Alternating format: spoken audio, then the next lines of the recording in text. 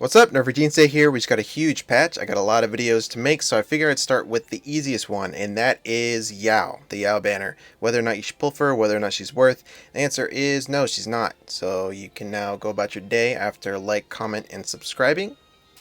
Right? If you would like me to go into further detail, or you want to know why I think you shouldn't pull, then feel free to stick around.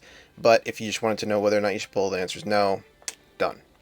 Alright, so first, let's talk about Yao as a unit. First of all, forget the fake core, but just as a unit. Yao as a unit is one of those, like, middle of the pack, kind of mediocre units. Like, she's not bad, right? But she's not good. Most times, whenever anybody uses her, it's for her skill 1 to increase your team's, what is it?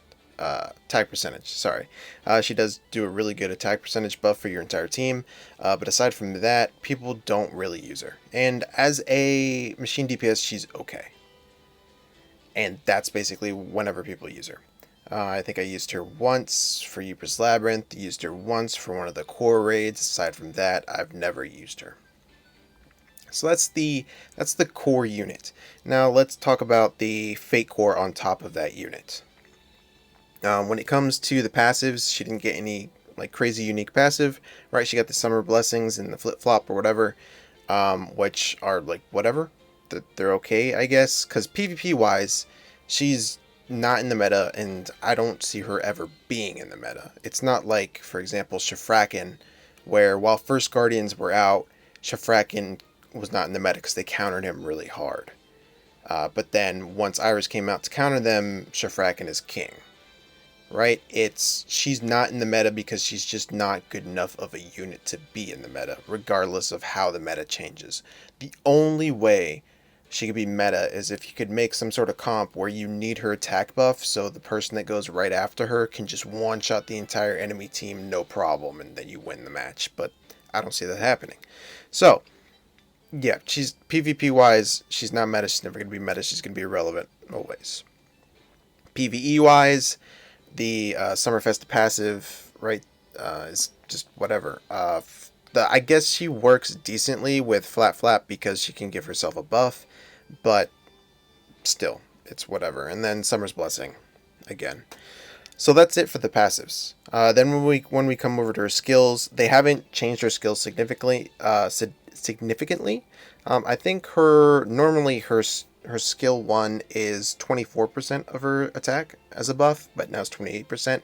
Basically, they just up the skills to what they would be if you used Unleash Potential on these heroes. So I think it's 24% to 28%, and then for skill 2 over here, it is 350% normally, I think, but then when you Unleash Potential, or when you have this fake core, it's 450%.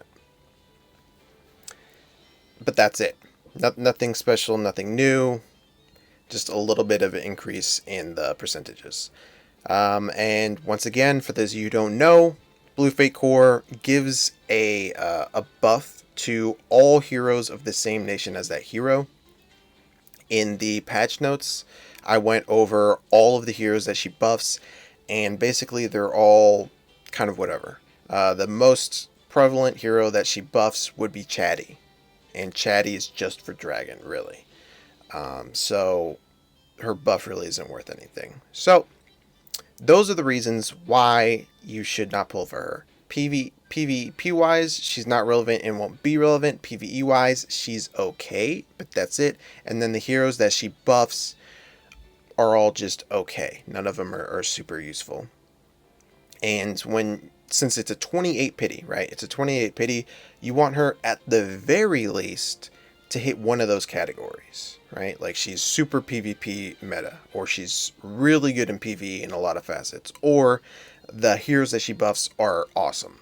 One of those three, at the very least, but she doesn't hit any of those categories. So, not worth it whatsoever. That's it. I'm done. I'm out. I'll see you next time. Peace.